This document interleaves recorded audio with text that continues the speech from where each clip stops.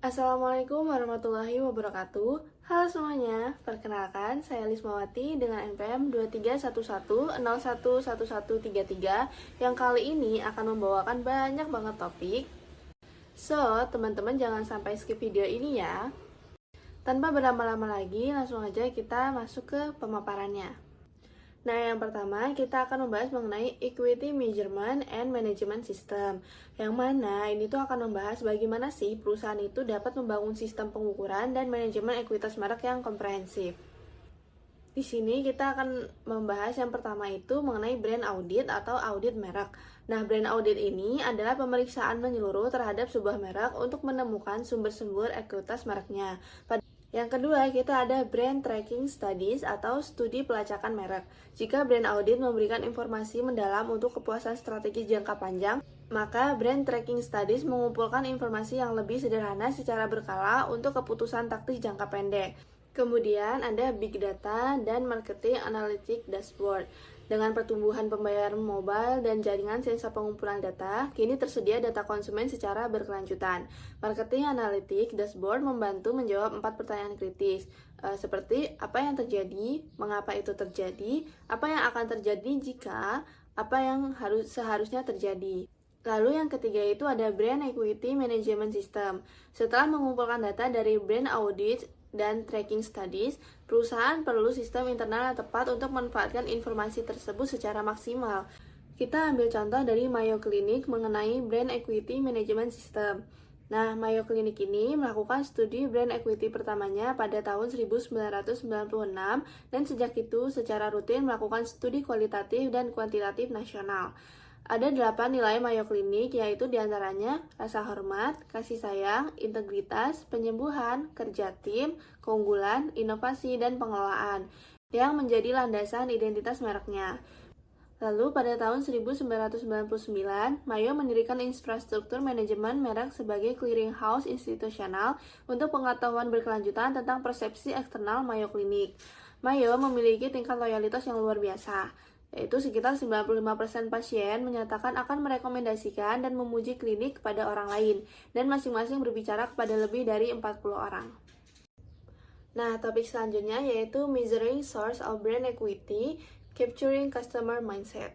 Pada topik ini membahas berbagai metode untuk mengukur sumber ekuitas merek dari perspektif konsumen. Di sini kita ada dua metode. Yang pertama, metode kualitatif. Metode kualitatif digunakan untuk mengidentifikasi kemungkinan asosiasi merek dan membantu pemasaran dalam memahami apa yang sebenarnya ada di benak konsumen tanpa biasnya. Untuk yang kedua yaitu metode kuantitatif. Metode kuantitatif memberikan ukuran yang lebih tepat dan dapat dibandingkan tentang sumber ekuitas merek.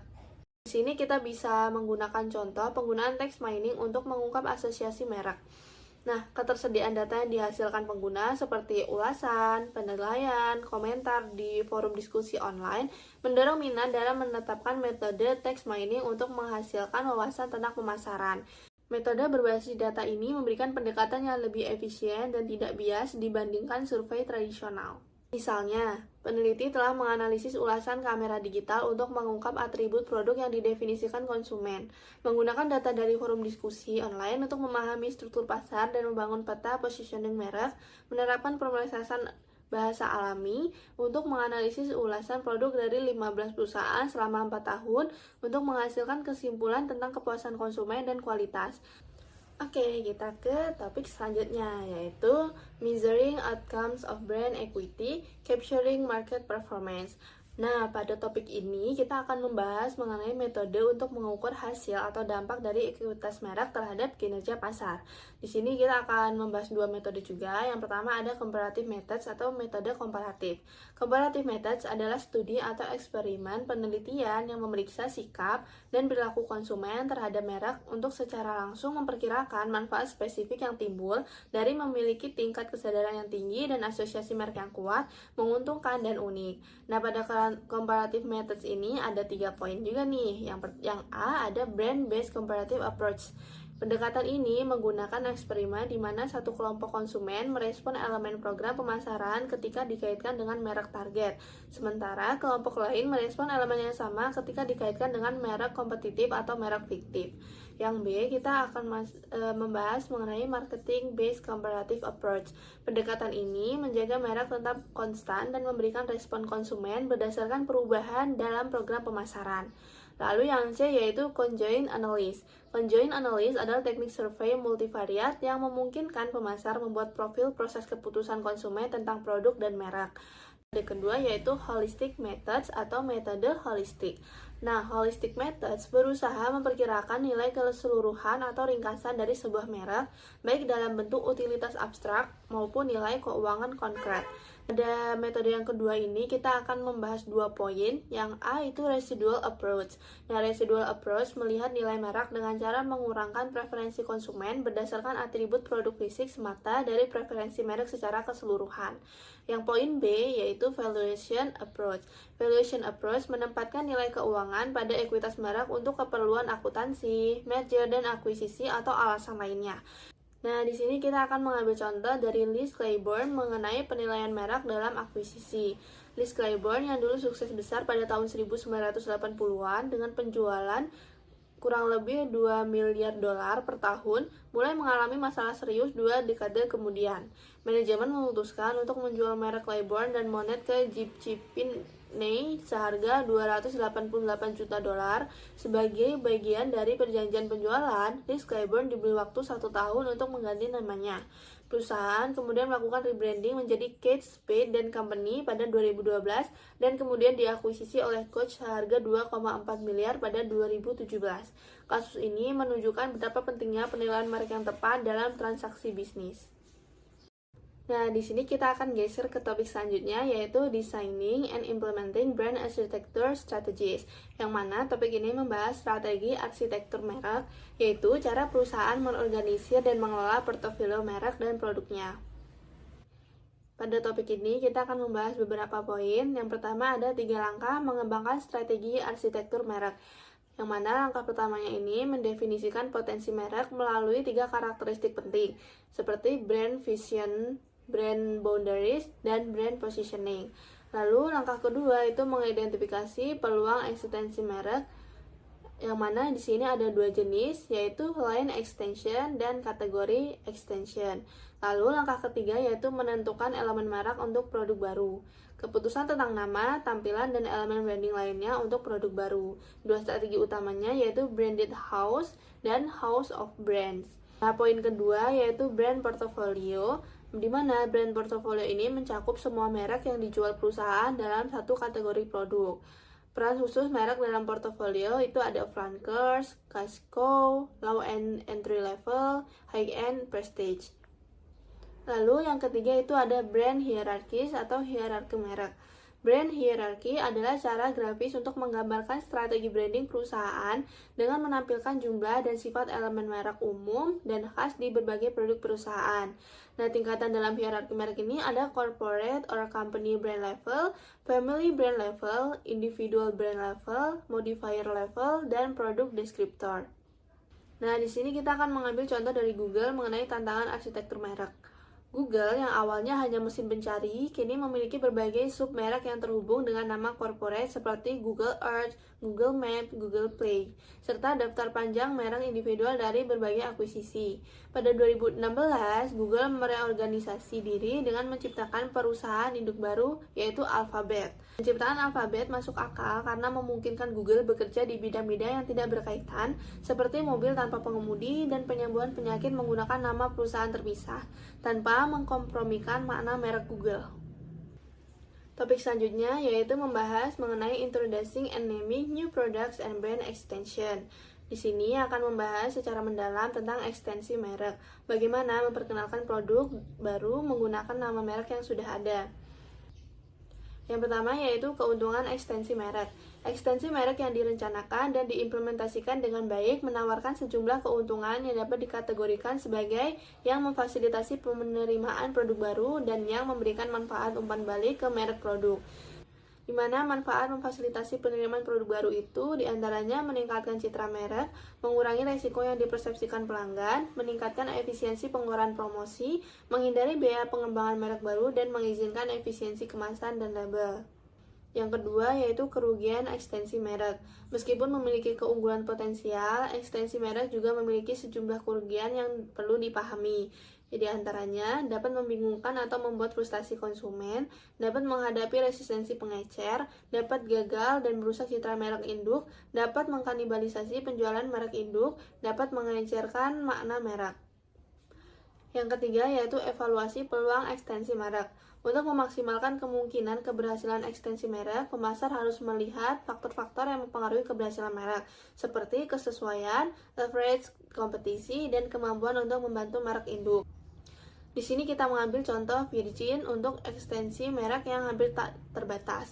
Richard Branson telah melakukan program ekstensi merek yang paling ekstensif dalam beberapa tahun terakhir dengan merek Virgin. Strategi merek Virgin adalah masuk ke kategori di mana kebutuhan konsumen tidak terpenuhi dengan baik. Grup Virgin kini memiliki lebih dari 60 perusahaan bermerek yang memasarkan berbagai area produk termasuk travel, lifestyle, media, dan mobile, money, musik, kesehatan, dan alkohol. Namun, ekspansi pesat ini memicu perdebatan tentang batas ekstensi merek. Seorang pakar branding mengkritik, Virgin tidak masuk akal, sama sekali tidak terfokus. Ketika usaha Virgin gagal seperti Virgin Cola, Virgin Vodka, Virgin Jeans, para ahli khawatir tentang efek negatif kumulatif terhadap ekuitas merek keseluruhan perusahaan. Topik selanjutnya yaitu Managing Brands Over Time, yang mana pada topik ini akan membahas bagaimana mengelola merek dalam jangka panjang, bagaimana merek dikelola untuk tetap relevan, kuat, dan mempertahankan ekuitasnya dalam waktu ke waktu. Sini yang pertama yaitu Reinforcing Brand Equity, yaitu memperkuat ekuitas merek. Ekuitas merek diperkuat oleh tindakan pemasaran yang secara konsisten menyampaikan makna merek kepada konsumen. Di sini dapat dilakukan melalui konsistensi dalam pemasaran dan inovasi dalam pemasaran. Yang kedua yaitu Revitalizing Brand Equity, yaitu merevitalisasi ekuitas merek. Merek yang menghadapi masalah ekuitas mungkin perlu revitalisasi. Ada dua strategi utama, ada Back to Basic strategi dan Reinvention strategi. Kemudian yang ketiga yaitu Brand Crisis. Terlepas dari seberapa kuat sebuah merek, insiden krisis tidak dapat dihindari. Krisis ini dapat berkisar dari kegagalan produk yang mengakibatkan penarikan produk hingga pelanggaran moral yang menyebabkan konsumen mempertanyakan nilai-nilai perusahaan. Kalau perusahaan mengalami krisis merek, berikut beberapa strategi pemulihan yang dapat digunakan. Yang pertama ada permintaan maaf dan pengakuan, kemudian yang kedua memperkuat citra merek, yang ketiga meremehkan krisis, dan yang keempat itu membatasi kerusakan. Kita ambil contoh dari Volkswagen mengenai skandal emisi diesel.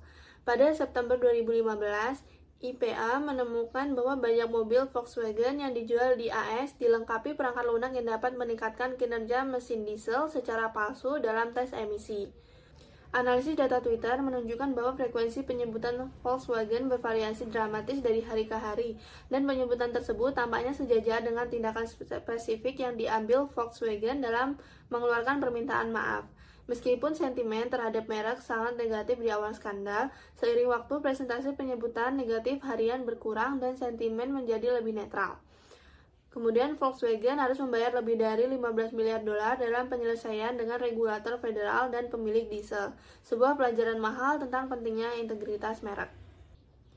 Untuk topik terakhir, kita akan membahas mengenai Managing Brands Over Geographic Boundaries and Market Segments, yang mana topik ini akan membahas tantangan dan strategi mengelola merek di berbagai pasar geografis dan segmen pasar yang berbeda. Di sini kita akan membahas yang pertama itu tantangan branding global. Merek global menghadapi tekanan dari dua arah yang bertentangan, yaitu kebutuhan untuk standarisasi dan kebutuhan untuk lokalisasi. Lalu yang kedua, membangun merek global. Dalam membangun merek global ada sejumlah pertimbangan penting, diantaranya memahami perbedaan konsumen. Yang mana konsumen di pasar yang berbeda itu mungkin memiliki pengetahuan yang sangat berbeda tentang merek atau bahkan tidak mengetahuinya sama sekali. Selanjutnya, membangun brand equity di pasar baru. Di pasar baru, merek harus membangun kesadaran dan citra merek dari awal. Pemasaran merek harus disesuaikan dengan norma budaya dan lingkungan persaingan di pasar tersebut. Selanjutnya, standarisasi versus adaptasi. Keputusan standarisasi dan adaptasi mencakup aspek-aspek seperti nama merek, elemen merek lainnya, positioning merek, dan program pemasaran mendukung. Yang ketiga yaitu branding untuk segmen pasar yang berbeda. Selain perbedaan geografis, merek juga harus mengelola kehadiran mereka di berbagai segmen demografis dan psikografis, seperti usia, jenis kelamin, ras atau etnis, dan segmen lainnya. Kita ambil contoh dari Dove mengenai kampanye Real Beauty lintas segmen. Dove memperkenalkan kampanye Real Beauty yang revolusioner, yang menampilkan wanita nyata dari berbagai usia, ukuran, dan latar belakang, bukan model kecantikan konvensional. Kampanye ini berhasil menjangkau berbagai segmen demografis wanita yang merasa tidak terwakili oleh standar kecantikan industri kosmetik konvensional. Hasilnya, Dove berhasil meningkatkan penjualan secara signifikan sekaligus membangun ekuitas merek yang kuat melalui pesan yang autentik dan inklusif. Sekian pembahasan kita pada video kali ini. Saya harap teman-teman bisa terbantu dengan video yang saya buat.